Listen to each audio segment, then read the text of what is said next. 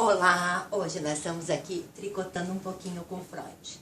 Porque sabe como é, né? Nada como um tricôzinho para fazer as coisas ir pro lugar, dos seus pontinhos por pontinhos, dentro da cabeça da gente. E é justamente sobre cabeça que nós vamos falar hoje, porque Freud, ele era o especialista da cabeça, né?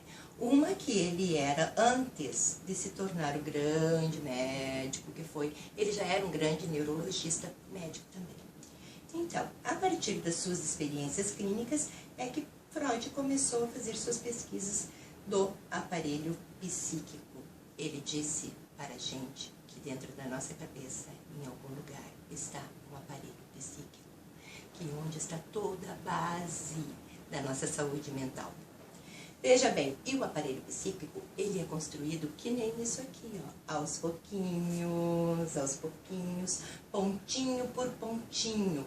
Quando a gente nasce, a gente é só um pontinho na agulha. A partir do nosso relacionamento com a nossa mãe, nós vamos tecendo o nosso aparelho psíquico. A gente vai, mama, dá beijinho no bebê. Olha pro bebê e diz, ai, como tá bonitinho. Ai, vou mamar com a mamãe, vamos botar neném no colo, vou botar neném na cama. Todas essas coisas vão ficando marcadas no aparelho psíquico e vai construindo, que vai sendo construído, porque quando a gente nasce, a gente não tem. A gente é apenas um cérebro vazio, com neurônios. Mas isso vai se formando a partir da relação afetiva com nossa mãe e com nosso pai. Porque uma das coisas primordiais que tem nesse desenvolvimento desse aparelho tão lindo é que precisa de uma consciência de que existe uma outra pessoa. Porque o bebezinho, ele fica, quando ele nasce, ele pensa que ele é a mãe, que nem isso aqui. Ele nasce pensando que é a mãe, que nem o tricô, pensa que é a agulha, mas não é, é uma tricô. E a agulha é uma agulha. Daí, essa agulha e esse tricô, eles têm que uma hora de tanto se relacionar. Ele precisa saber que existe uma outra pessoa nessa relação. Que não é só ele e a mãe. E que ele é uma pessoa e que a mãe é outra pessoa. E tudo quem é que faz isso? A mãe. A mãe é que mostra pro bebê, olha o bebê, olha o teu pai, olha o papai chegou, olha o papai como é lindo, olha o papai como é o amor da mãe, olha o papai é namorado da mãe. E assim o papai e a mamãe vão definindo os limites daquele aparelho, o aparelho psíquico.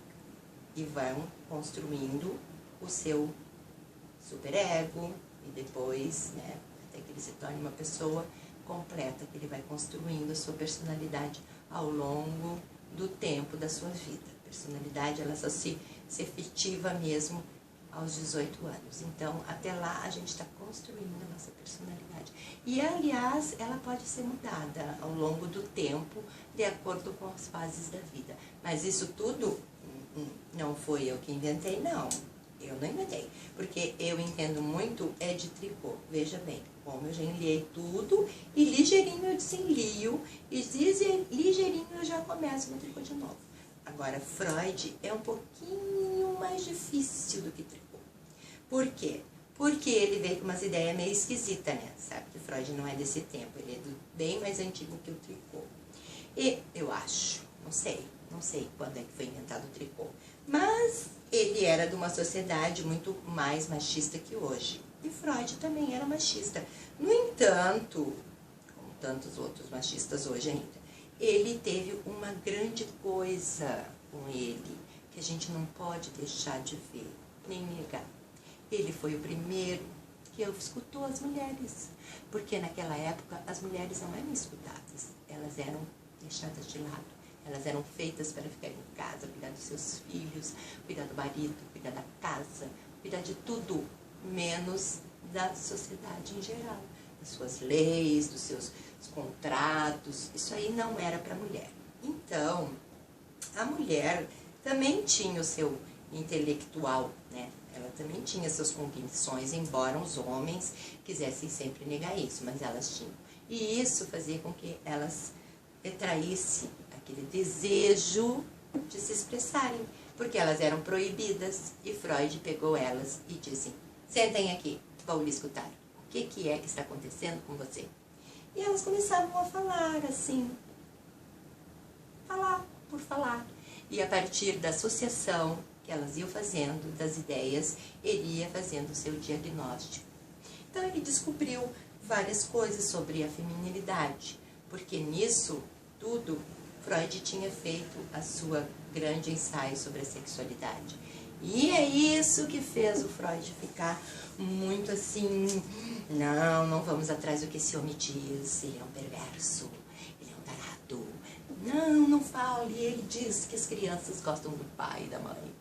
Mas ele foi mal interpretado, porque não é isso que ele queria dizer. Ele queria dizer uma outra coisa. Ele queria dizer que nesse inteirinho desse desenvolvimento do id, algumas fantasias ficam na cabeça da criança. E quando elas não são saciadas pelo pai, ou pela mãe, ou pelo cuidador, essas coisas podem virar um sintoma mais tarde, quando essa pessoa se tornar adulta. Então, por hoje é só. Eu não sei se vocês gostaram, mas eu gostei. A minha cachorrinha também vai amar essa blusinha. Beijo, tchau.